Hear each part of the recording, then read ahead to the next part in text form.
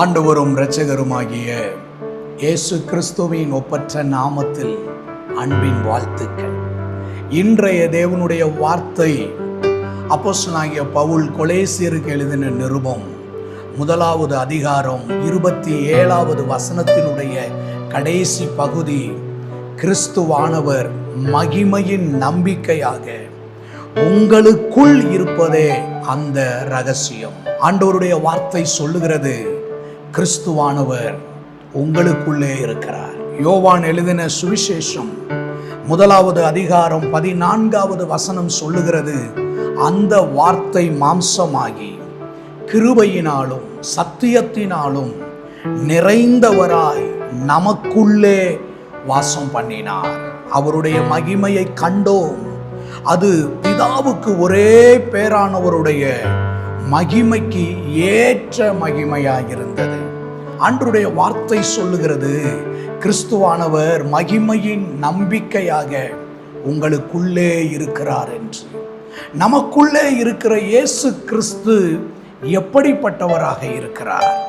அங்கே ஆண்டவருடைய வார்த்தை சொல்லுகிறது, அந்த வார்த்தை மாம்சமாகி கிருபையினாலும் சத்தியத்தினாலும் நிறைந்தவராய் நமக்குள்ளே வாசம் பண்ணுகிறார்.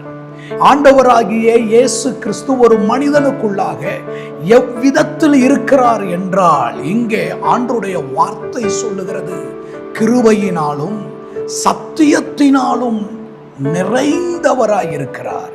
மரணத்தை ஜெயித்த இயேசு நமக்குள்ளாக எப்படி இருக்கிறார் என்றால், அவர் கிருபையும் சத்தியமும் நிறைந்தவராய் இருக்கிறார். கிருபை நிறைந்தவராய் இயேசு நமக்குள்ள இருக்கிறார். கிருபை என்றால் என்ன? இன்றைக்கு கிறிஸ்தவ உலகத்திலே பிரசங்கிக்கப்படுவது போல கிருபையின் நாட்கள், கிருபையில இருக்கிறோம், எப்படி வேண்டுமானாலும் வாழலாம், எதை வேண்டுமானாலும் செய்யலாம் என்று சொல்லுகிற வார்த்தைக்கு இன்றைக்கு இந்த கிருபை பயன்படுத்தப்படுகிறது. கிருபை என்ற சொல் பயன்படுத்தப்படுகிறது. கிருபை என்றால் என்ன? கிருபை என்பது செயல் வடிவிலான தேவனுடைய இரக்கம். தகுதியற்றவர்களுக்கு இலவசமாக தேவன் அருளுகிற, தேவன் தருகிற இரட்சிப்புக்கு பெயர்தான் கிருபை என்று சொல்லப்படுகிறது. அந்த கிருபை நமக்கு என்ன செய்கிறது? தேவ சமூகத்திற்கு வர தகுதியற்ற நம்மை, பாவத்துல இருக்கிற நம்மை, தேவனுக்கு தூரமாய் இருந்த நம்மை, தேவனுக்கு சத்துருவாய் இருந்த நம்மை தேவ சமூகத்திற்கு வரும் பொழுது நம்மேல் கோபத்தை அல்ல, அன்பை காட்டுவதற்கு, மனதுருக்கத்தை காட்டுவதுதான் தேவனுடைய கிருபை. அப்போஸ்தலனாகிய பவுலை குறித்து வேதத்தில் வாசிக்கும் பொழுது, முன்னே அவன் தூசிக்கிறவனும் துன்பப்படுத்துகிறவனும் கொடுமை செய்கிறவனுமாயிருந்தான். சபைகளை துன்பப்படுத்தினான், அப்போஸ்தலர்களை துன்பப்படுத்தினான், சீசர்களை அவன் துன்பப்படுத்தினான். அப்படி அவன் செய்திருந்தும் அவிசுவாசத்தினாலே அப்படி செய்தபடியினால் இரக்கம் பெற்றேன். பவுல் சொல்லுகிறான், நான் ஒரு நாள்ல தூசிக்கிறவனா இருந்தேன், நான் துன்பப்படுத்துகிறவனா இருந்தேன், நான் ஒரு நாளில் கொடுமைப்படுத்துகிறவனா இருந்தேன். இதை இத்தனையும் செய்த பொழுது ஆண்டவர் என்னை தேடி வந்து என்னை ரட்சித்து அவருடைய இரக்கத்தை எனக்கு தந்தாரே.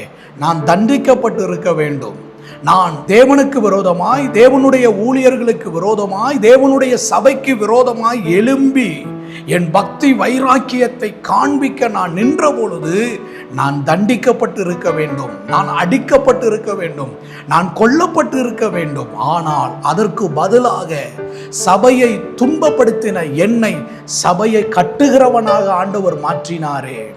அப்போஸ்தலர்களுக்கு விரோதமாய் இருந்த என்னை புறஜாதிகளுக்கு அப்போஸ்தலனாய் இருக்கும்படி தெரிந்து கொண்டாரே.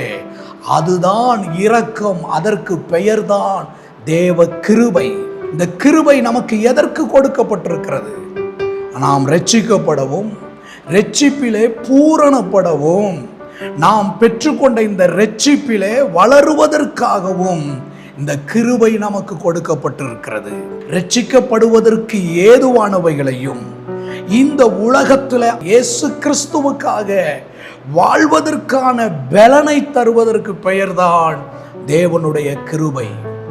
நமக்காக மரிப்பதற்காக அவருடைய குமாரனை கொடுத்து அதற்கு பின்பு அவருடைய ஆவியானவரை நமக்குள் தந்து அவருக்காக வாழ வைக்கிறாரே, அவருக்காக சாட்சியாய் நிறுத்துகிறாரே, அவருக்காக பிரயாசப்பட வைக்கிறாரே, அதுதான் தேவனுடைய கிருபை.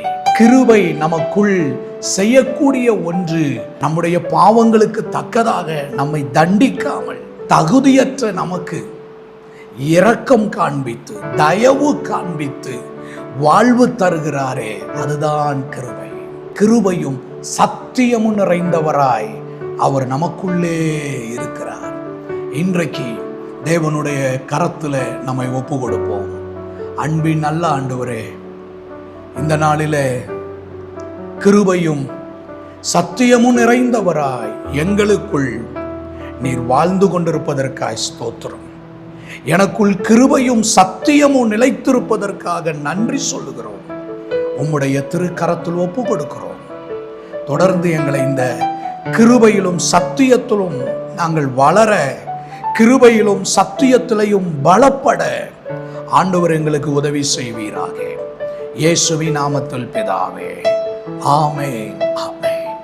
God bless you.